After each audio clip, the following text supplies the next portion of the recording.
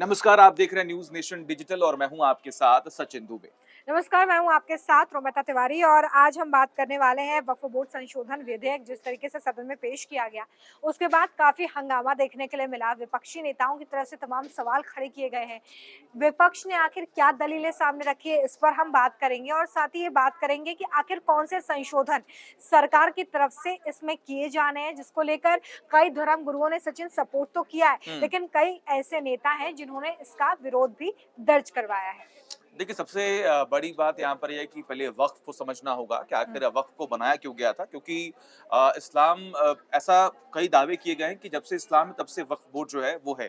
लेकिन 1954 में मेरे ख़्याल से एक एक्ट जो है वो बनाया गया जिसे लागू किया गया और 1955 के बाद उसे संशोधित जो है वो किया गया और कई बार उसमें बदलाव भी किए गए हैं।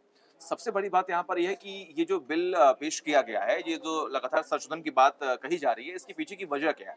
वजह ये है कि अगर एक सीधा सिंपल सा आपको एक लॉजिक यहाँ पर दे रहा हूँ कि अगर मान लीजिए कि आप ही की कोई संपत्ति है और उस संपत्ति पर अगर वक्फ बोर्ड ये कह दे कि ये संपत्ति मेरी है, तो आप इसको लेकर ना हाई कोर्ट जा सकते हैं ना सुप्रीम कोर्ट जा सकते हैं।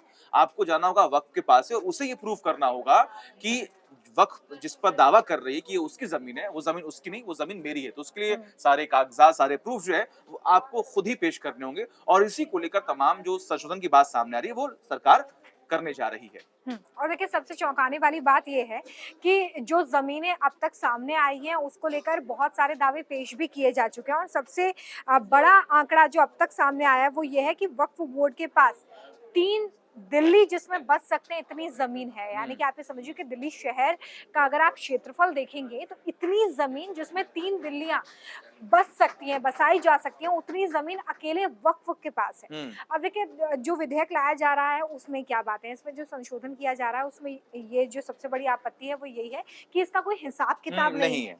कि ये ज़मीन कैसे आई, किस सोर्स से आई। दान देने वाली बात ठीक है, लेकिन इसमें फिर भी बहुत सारे लोगों ने ये भी आरोप लगाया कि ये कब्ज़ा करके ली गई है। उसको लेकर कोई भी एक्सप्लेनेशन वक्फ बोर्ड की तरफ से नहीं दिया जाता। उस ज़मीन के अगर मेज़रमेंट को लेकर बात की जाए तो उसका कोई एक्सप्लेनेशन नहीं है। तो कुल मिलाकर अब जब संशोधन होगा तो इन सारे पैरामीटर्स पर भी ध्यान दिया जाएगा और ये सबसे बड़ा मुझे लगता है कि विरोध का पॉइंट है जिसकी वजह से हुँ। इस वक़्त हमें इतना ज़्यादा हंगामा देखने के लिए मिल रहा है। आज किरण रिजिजू ने जिस तरीके से शुरुआत की और इस बिल को रखा, उसके बाद से लगातार विपक्षी नेता जो हैं, वो हंगामा कर रहे हैं। कांग्रेस ने तो इसे सिलेक्टिव कमिटी के पास भी भेजने की बात की कि वहाँ पर जाना चाहिए, डिस्कशन होना चाहिए और अखिलेश यादव तो लगातार इसको लेकर निशाना साधते नज़र हुँ। आ रहे हैं। हमारे साथ हमारे सहयोगी नवीन जी भी हैं। नवीन जी आज संसद में जो भी तस्वीर हमें देखने के लिए मिली, विपक्षी नेताओं की तरफ से भी काफ़ी सवाल खड़े किए गए। क्या लगता है आगे क्या होने वाला है? देखिए सवाल ये जो बिल है ये एक अग्नि परीक्षा है एनडीए के लिए। हुँ। और क्योंकि सरकार के पास बहुमत नहीं है और हुँ। सरकार के पास दो ऐसे दल हैं, जेडीयू और टीडीपी, हुँ। जो खुद मुस्लिम वोट बैंक उनका जो है वो एक आधारभूत पार्टी हालाँकि काडर उन्होंने रहा है। सपोर्ट कर दिया है। हाँ। सपोर्ट उन्होंने हाँ, बशर्ते किया किया हो, हो लेकिन लेकिन जो है अंदर खाने कहीं न कहीं हर पार्टी के अंदर विधायकों में और नेताओं में हुँ। उस पूरे वोट बैंक के अंदर इस बात को लेकर के सवाल हैं। हुँ। और ये बात जो है सामने आई है कि बीजेपी के जो मुस्लिम नेता हैं वो जरूर इसका पक्ष रख रहे हैं, हुँ। लेकिन अंदर भी ऐसी बातें हैं जिसमें जो है इसको लेकर के मुखर विरोध है। तो ये देखना होगा कि जब ये वोटिंग पर आएगा तब इसके सहमत और असहमति में कितने ज़्यादा सांसद होंगे। हुँ। क्योंकि कई बार ये देखने को मिला है कि संख्या जब ऐसे दूसरे मौके होते हैं जिसमें कि धर्म से जुड़ा कोई मामला होता है, तो उसमें कहीं न कहीं फ्लक्चुएशन होता है। हुँ। पार्टी काडर और व्हिप जारी होने के बाद भी कई बार संसद में ऐसे चीज़ें देखने को मिली है कि सांसद जो हैं वो इधर-उधर चले आते जाते नहीं हैं। है, वोट नहीं करते, कैसी चीज़ें होती हैं। हाँ, तो इसलिए ये हुँ। थोड़ा-सा रोचक माहौल इसमें देखने को मिलेगा और जेपीसी में भेजने की बात हो रही है और आगे और विचार करने की बात हो रही है। अलग-अलग राजनीतिक दल अपनी-अपनी दलीलें दे रहे हैं। अखिलेश यादव इसको लेकर के कह रहे हैं कि अयोध्या के अंदर वो अपने बिज़नेस जो मित्र हैं उनको दे दी ज़मीन, इसी तरीके से ये ज़मीन भी उनको देना चाहते हैं। तो उनकी अपनी-अपनी राजनीतिक जो है लेकिन विवाद बातें क्या है? हैं। क्योंकि हुँ। बात तो सही कही जा कैसे रही है। काम करता है हाँ, वक्फ बोर्ड? हाँ। क्योंकि अब ये अगर बताएँ। यहाँ पर अगर बदलाव किया जा रहा है, संशोधन किया जा रहा है, सबसे बड़ी बात यहाँ पर है कि इसकी ज़रूरत क्यों पड़ी? अब तर्क ये दिए जा रहे हैं कि अगर वक्फ बोर्ड कह दे भाई कि आपकी कोई ज़मीन है, आपका घर जिस पे बना है वो आपकी ज़मीन है कि भैया ये तो मेरी ज़मीन है। तो आप ना इसे सुप्रीम कोर्ट में आप चैलेंज कर सकते हैं, ना आप हाई कोर्ट में चैलेंज कर सकते हो, तो आखिर आम इंसान कहाँ जाएगा? कानूनी अगर विकल्प उनके अगर पास हाँ, कानूनी विकल्प क्या होगा उनके पास? देखिए, बीजेपी के एजेंडा में ये चीज बहुत पहले से थी हुँ, और ये मामला सोचनीय तो है ही। बिल्कुल। बिल्कुल इस पर जो है बात करनी चाहिए थी और पहले ही हो जानी चाहिए हुँ, थी। और इस मामले में अब सरकार यदि पहल कर रही है तो संसद के पटल पर बात होना और जेपीसी में जाना, बातें दोनों ठीक हैं। हुँ, और इस जो आपने कहा कि वक्फ बोर्ड जैसे किसी की जमीन ले लेगा, हुँ, तो कई कई सारी जो है सहूलियतें हमारे देश में हमारे संविधान ने दी है कुछ चीज़ों के लिए। जैसे शिक्षा के लिए हमने माइनॉरिटीज़ के लिए अलग इंस्टीट्यूशन बनाने के लिए, उनको मैनेज करने के लिए हुँ, अधिकार दिए हैं। वक्फ बोर्ड का भी कुछ ऐसा ही मामला है हुँ, जिसके अंदर वो जो है अपनी ज़मीन मस्जिद बनाने के लिए, मदरसा बनाने के लिए हुँ, और अलग कामों के अंदर वो ले सकते हैं। अब इसके अंदर समय समय पर कई तरीके के संशोधन, क्योंकि संविधान में हर चीज़ में संशोधन हुए हैं, हुँ, तो देश काल परिस्थिति के अनुरूप उसमें बदलाव आना बहुत ज़रूरी है। और ये बदलाव यदि अभी आ रहा है और वो किस फेस में आ रहा है, देखिए अभी हमने बिल को हम पूरा पढ़ा नहीं है कि उसमें क्या-क्या क्लॉजेस हैं, किस-किस तरीके से चीज़ें बदलेंगी। हुँ, लेकिन जब बात जेपीसी में आएगी तो एक-एक पॉइंट पर चर्चा होगी उसमें। पक्ष और विपक्ष दोनों लोग उस पर बात रखेंगे अपनी-अपनी, किससे कौन सी पार्टी सहमत है, किस पॉइंट पर उनको आपत्ति है। और जो संसदीय लोकतंत्र के अंदर क्या होता है कि जनप्रतिनिधि जो होते हैं, जो जनता द्वारा चुने गए प्रतिनिधि हैं, उनकी बात को रखना वो ज़रूरी होता है। तो जो जनता के द्वारा चुने गए प्रतिनिधि है, चाहे वो किसी भी समाज से हो, वो अपनी बात को रखेंगे। जॉइंट पार्लियामेंट्री कमेटी जो होगी उसके अंदर वो अपनी राय मशवरा, उनकी बात भी रखी जाएगी।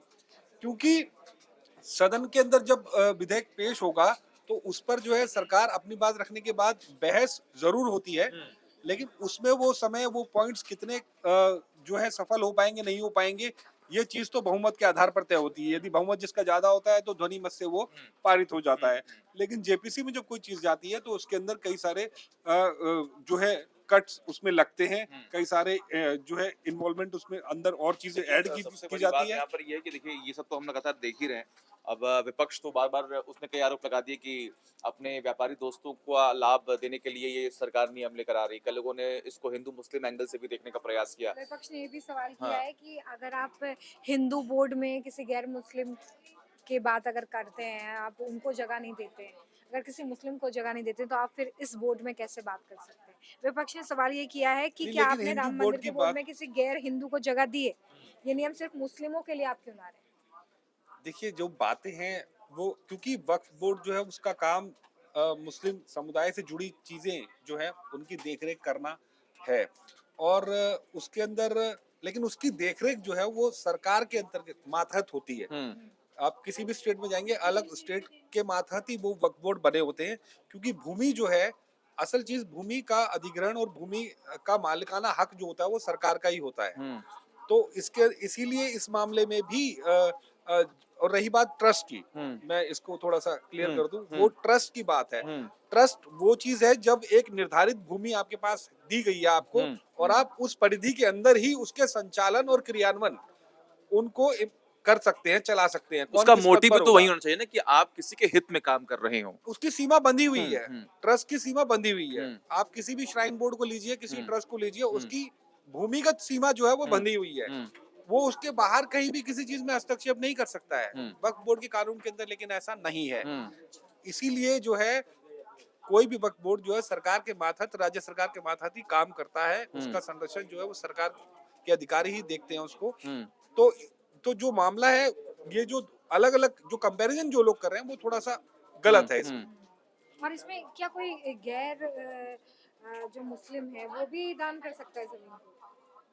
देखिए इसकी ये बारीकी के बारे में मुझे जानकारी नहीं है हुँ। कि वो दान कर सकता हालाँकि है, देखिए क्योंकि मेन तो मकसद यही अ, है कि ये एक ट्रस्ट है, अगर मैं कुछ दान करना चाहता हूँ हाँ, दान की कोई कुछ धर्म की परिभाषा नहीं नहीं है। होती हाँ, आपको दान करना है, मैं हाँ। हिंदू हूँ, मेरा मन कर रहा है मैं गुरुद्वारे में दान कर सकता हूँ। हुँ, कोई मुस्लिम बिल्कुल है, बिल्कुल हाँ उसका मन कर रहा है वो गुरुद्वारे में, मंदिर में कहीं भी दान कर सकता है। बिल्कुल दान कर की सकता कोई है। परिभाषा नहीं है, कोई हम्म, धर्म दान की हम्म, कोई सीमा नहीं है। तो नहीं फिलहाल देखिए 32 वक्फ बोर्ड जो है हम्म, वो है हम्म, और जो आंकड़े सामने आ रहे हैं उसमें सबसे ज्यादा उत्तर प्रदेश में ये जो जमीन है वो वक्फ बोर्ड के पास पाई गई है। अब आगे और क्या हो सकता है इस पूरे मामले में? देखिए, जब ये बिल यदि संसद से पास होता है तो मजबूती के साथ सरकार के पास ये अधिकार हो जाता है कि वो एक इस पूरे वक्फ बोर्ड की सीमा को तय कर दिया गया है। ठीक है। भूमि के अधिग्रहण को लेकर के कानून बनेगा, उसके तहत आप कितनी भूमि ले सकते हैं, कोई भूमि पर आप जबरन कब्जा नहीं कर सकते हैं, और उसके मातहत आने वाली चीजें, अधिकारी, अधिकार क्षेत्र, सब चीज तय हो जाती है जब कोई चीज कानून के दायरे में आएगी। तो डिस्ट्रिक्ट कलेक्टर जो वहाँ के होंगे,